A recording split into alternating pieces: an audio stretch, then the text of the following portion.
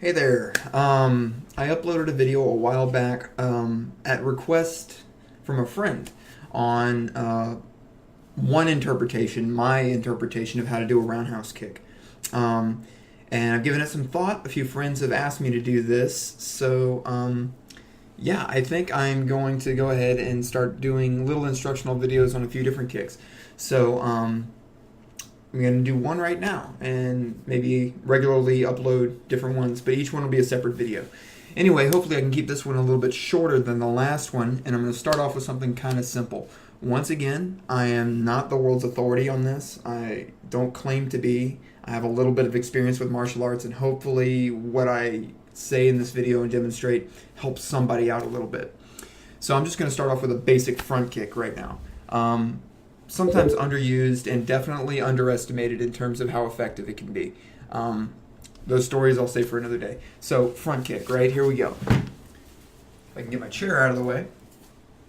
Now, the front kick in most martial arts, if not the first kick, is like the second or third kick that you learn.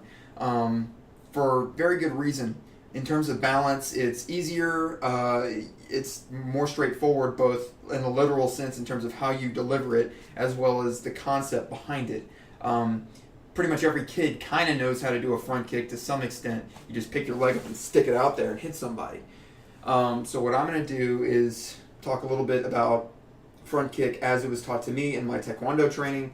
Feel free to comment or message me if you have a disagreement or you want to talk about it, anything good or bad. It's cool. I'm always open to discussion.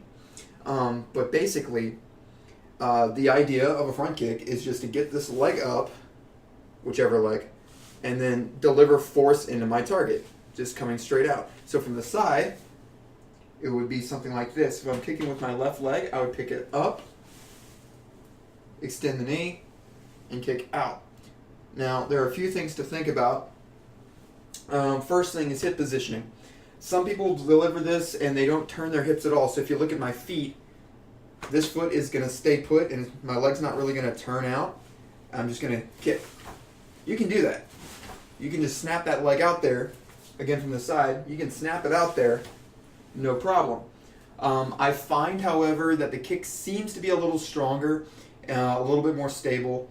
So my balance is a little bit better if I do turn my leg out a little bit.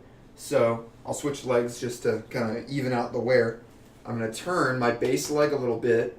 When you're first starting this, you can go ahead and start that turn off before you even do the kick. So I've turned this foot out some. If you can do a full 90 degrees and that's comfortable for you, that's cool. I don't usually do a full 90. I might turn it out 45, 60 degrees, somewhere in there. Turn the leg out. Kicking leg comes up, my knee is coming straight up, not turning to the side, not swinging it like a bat from the side, just coming straight up and kicking out. Again, turn that leg, come up and straight out. When you get comfortable enough doing this and linking it all together, you can turn the leg as you do the kick. So it's all really one combination of motions, which will look, if you can see my feet, will look something like this. It's going to kick, and I'm going to turn at the same time. Right? Same thing on the other side. Keeping my hands up as I do. Now, in terms of the kick, there are, I think, two viable ways to deliver a front kick. And neither one is like this, if you're trying to deliver a kick forward. Now, if I'm trying to hit somebody in the groin, big guy's grabbing me, or if you're a girl and you're being assaulted, going for the jewels, no problem. You can bring the top of your foot right up between the legs, and that will probably hurt. But in terms of a martial arts traditional front kick, where we're kicking forward, you don't really want to go into your target with your toes. You're going to have a bad time. So instead, if you watch closely what I'm doing with my foot here, I pick it up, and then when I kick, my foot is coming forward with my toes rolled back. I'm pointing my foot forward, my toes are coming back, so the actual surface I'm contacting with or striking with is the ball of my foot. It's a little hard to do for a lot of people at first because they don't have the range and it takes them a while to learn how to pull those toes back, so that just takes time. You can practice just walking on the balls of your feet or on your toes. Maybe that's okay. Or just actively pulling those toes back. You can hold on to the wall or something and, point them down, pull them back and forth. So that's one way. So if I'm looking at you, it's going to look like this. I pick my knee up and kick out, and you see the ball of my nice smelly foot right there. Another viable way, if you're kicking a door in or something, anybody that's seen 300 has definitely become familiar with this kick. So if you feel like screaming that this is Sparta and kicking a guy into a well, this is fine too. You can kick with the heel. Notice my foot is rolled back. It's not here with the ball of the foot, it's more the heel.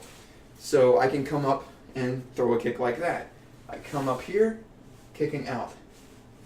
Again, coming up, kicking out. Make sure I'm pressing forward, not just swinging my leg up. My knee comes up as high as I can get it without leaning back, and then I shove my foot forward. Here. And again, my other foot turns as I do this and allows my hip to open up. I find that works well. So try that out. Send me some comments or, any kind of feedback, and hopefully that helps you a little bit. But I'm running a little long, so I'm going to stop the video here. That was a front kick, at least Taekwondo style as I learned it. More videos to come. Maybe do side kick next. We'll see how it goes. But thanks for watching.